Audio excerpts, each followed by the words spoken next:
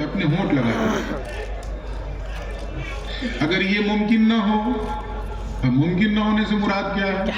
رش زیادہ ہو، بھیڑ ہو، لوگوں کا ازدحام ہو. دوسری صورت فقہاء نے کتابوں میں، فقہ کی کتابوں میں یہ باتیں لکھی ہوئی ہیں، یہ علماء گواہی دیں گے اور آپ ان سے استفسار کیا کریں، پوچھا کریں. دوسری صورت بتائی فقہاء نے کہ اگر یہ ممکن نہ ہو تو ہاتھ لگا کے ایسے چوم لیجیے. افضل کیا ہے؟ لب لگا کے، ڈائریکٹ ہونٹ سے چوم لیجیے. ممکن نہ ہو تو ہاتھ لگا کر اس کو یوں چوم لیجیے. اور یہ بھی ممکن نہ ہو تو یہ جو میرے ہاتھ میں لاٹھی ہے اس کا استعمال کیا جائے، عصا کا استعمال کیا جائے اور اپنی اسٹک پہنچائیے، اسٹک کو، لاٹھی کو اس میں ٹچ کیجیے اور اس کو چوم لیجیے. اور یہ بھی ممکن نہ ہو تو فقہاء نے یہاں تک فرمایا کہ دور ہی سے یوں اشارہ کیجیے، چومیے اور طواف شروع کیجیے. سبحان اللہ سبحان اللہ. یہ مختلف صورتیں کیوں ہیں؟ یہ کیوں نہیں کہہ دیا گیا کہ بھئی گناہ جذب کرتا ہے، جاؤ کسی طرح دھکا مکی کرو، مارو ایک دوسرے کو، گراؤ پڑاؤ اور کسی طرح گناہ جا کے جذب کرواؤ؟ نہیں، ایک مومن کو اذیت دینا حرام ہے اور اس کی حرمت میں کوئی شبہ ہی نہیں. اس لیے کسی کو اذیت نہ دو، کسی کو تکلیف نہ پہنچاؤ. ممکن ہو موقع مل جائے چوم، نہ ملے یہ والی صورت، یہ بھی نہ ملے یہ والی صورت، اور یہ بھی نہ ملے. آج کی ماڈرن دنیا بہت پیچھے ہے جو فلائنگ کس کا کانسیپٹ دے رہی ہے. یہ فلائنگ کس یہی ہے نا. آج کی ماڈرن دنیا بہت پیچھے ہے. ہماری شریعت کی کتابوں میں 1400 سال سے یہ فلائنگ کس کا کانسیپٹ موجود ہے. سبحان اللہ. یوں ہاتھ کرو، چومو، طواف شروع کرو. یہ باتیں بتانے کا مقصد سمجھ میں آ گیا کہ نہیں آ گیا؟ آ گیا نا. تو جب حضرت تشریف لائیں پروگرام کے اختتام کے بعد بہت سکون سے، اطمینان سے اگر کوشش کریں تو سب کے لیے مسافہ ممکن ہے. اگر اطمینان سے کریں تو ہلڑ بازی کریں گے تو پھر گڑبڑ ہوگی. تو پھر ایسی صورت میں میری نگاہ نے جھک جھک کے لے لیے بوسے، جہاں جہاں سے تقاضائے حسن یار ہوئے. لیکن اذیت نہیں دینا ہے کسی کو، تکلیف نہیں پہنچانا ہے کسی کو، ہے نا.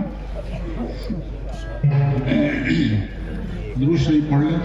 اللهم صل على سيدنا وشفيعنا مولانا محمد وآله وسلم صلاة وسلاما عليك يا رسول الله صلى الله تعالى عليه بحسنه وجماله وبارك وسلم.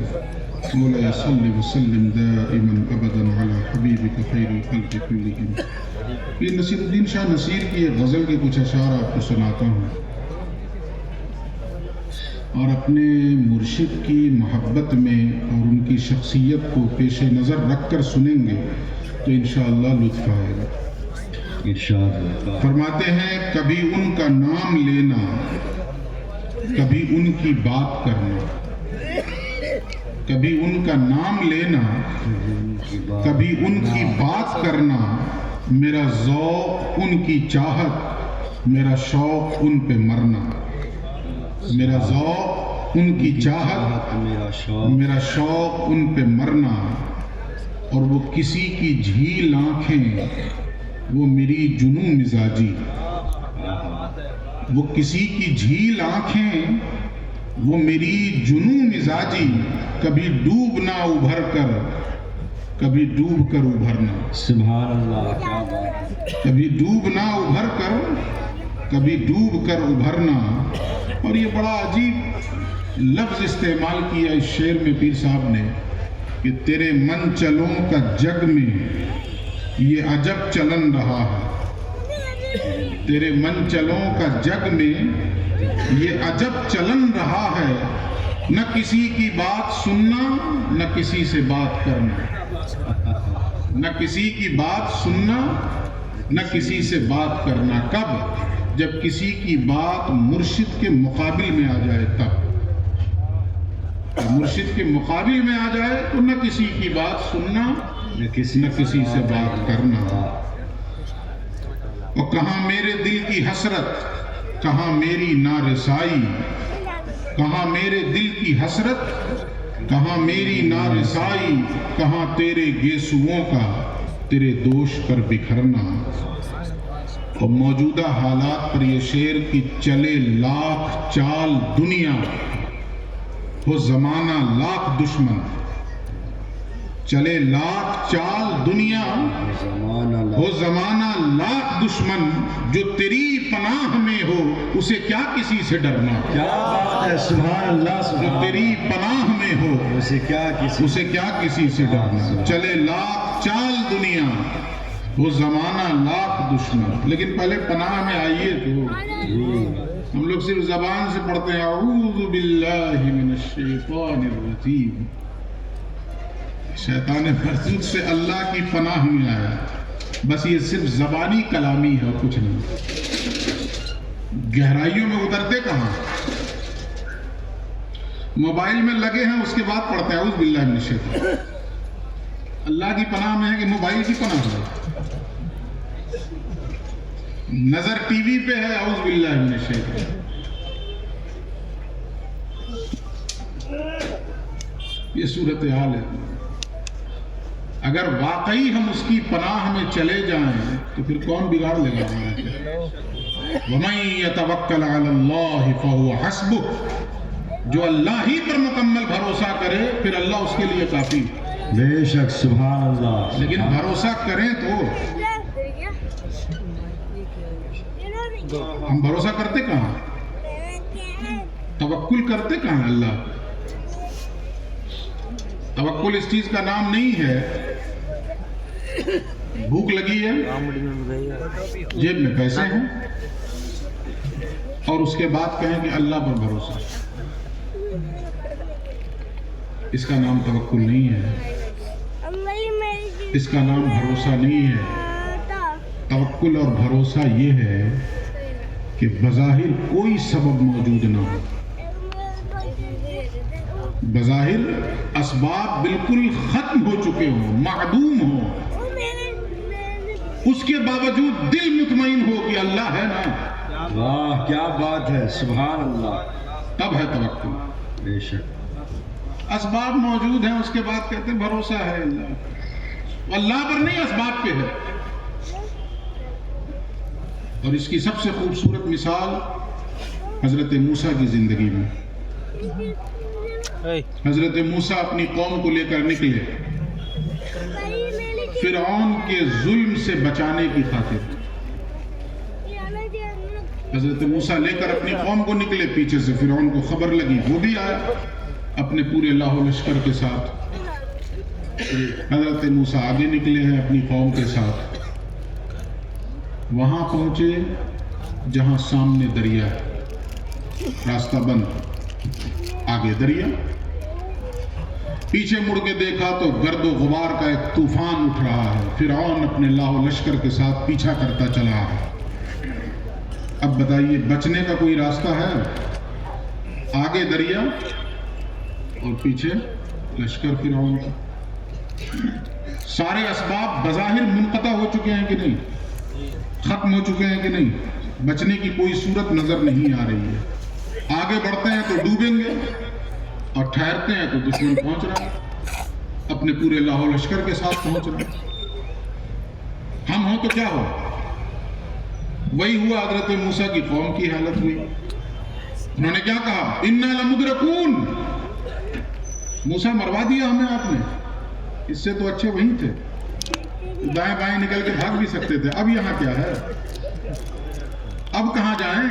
تو سامنے دریا اور پیچھے فرعون۔ بظاہر موت کے علاوہ کوئی دوسری راہ نظر نہیں آ رہی، دکھ نہیں رہی، لیکن ایسی سچویشن میں حضرت موسیٰ کا جواب کیا ہے؟ ذرا پلٹیے قرآن اور پڑھیے۔ جب ان لوگوں نے کہا اِنَّا لَمُدْرَكُونَ، ہم تو مارے گئے، ہم تو ہلاک ہوئے، ہم تو برباد ہوئے، اس پر حضرت موسیٰ کہتے ہیں کَلَّا إِنَّ رَبِّي مَعِيَ سَيَهْدِينِ، ہرگز نہیں، میرا رب میرے ساتھ ہے جو مجھے راستہ دکھائے۔ سبحان اللہ، نعرہ تکبیر، نعرہ رسالت، علماء اہل سنت، فیضان ثمری، عرس ثمری۔ یہ ہے توکل، کوئی صورت نہیں ہے۔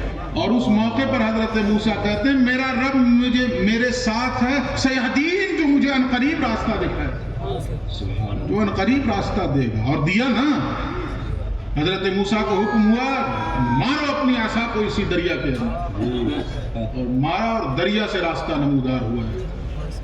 رب وہی ہے، بے شک بے رب شک نہیں بدلا ہے، نہ اس کی قدرت میں معاذ اللہ کوئی کمی آ گئی ہے۔ بے شک۔ وہ کسی کا ایک بڑا خوبصورت شعر آج یاد آ گیا مجھے، 20 سال پہلے پڑھا تھا وہ کسی اخبار میں۔ وہی دریائے نیل اب بھی، وہی فرعون کے لشکر، وہی دریائے نیل اب بھی، وہی فرعون کے لشکر، عصا موجود ہے لیکن کوئی موسیٰ نہیں دکھتا۔ کیا بات ہے، سبحان اللہ عصا موجود ہے لیکن کوئی موسیٰ نہیں دکھتا۔ سبحان اللہ سبحان اللہ۔ اس توکل اور اس یقین کے ساتھ مارو تو ہم کہتے ہیں اس عصا کا کمال تھا، یہ سمجھتے ہیں اس عصا کا کمال تھا۔ موسیٰ کے ہاتھ میں عصا نہ ہوتا تو کیا اس معجزے کا ظہور نہ ہوتا؟